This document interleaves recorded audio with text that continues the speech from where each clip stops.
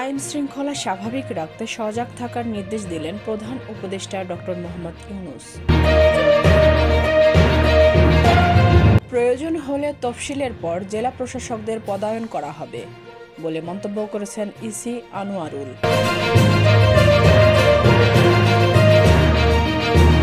ফেব্রুয়ারির মধ্যেই শিক্ষার্থীরা প্রয়োজনীয় পাঠ্য বই পাবে বলে মন্তব্য করেছেন শিক্ষা উপদেষ্টা।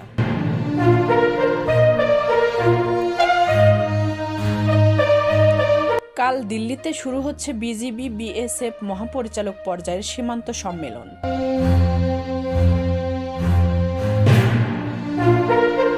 ২৭ ফেব্রুয়ারি দলের বর্ধিত সভা ডেকেছে বিএনপি।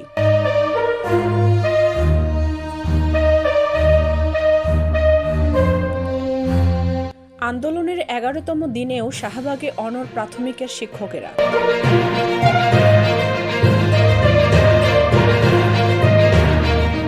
জামালপুর থেকে আবু সাইদ হত্যা মামলার আসামি ছাত্রলীগ নেতা গ্রেপ্তার।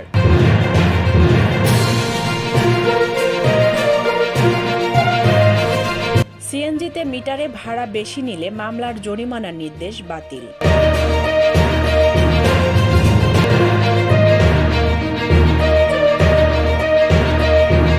মানবতা বিরোধী মামলায় ফজলে করিম চৌধুরী কারাগারে।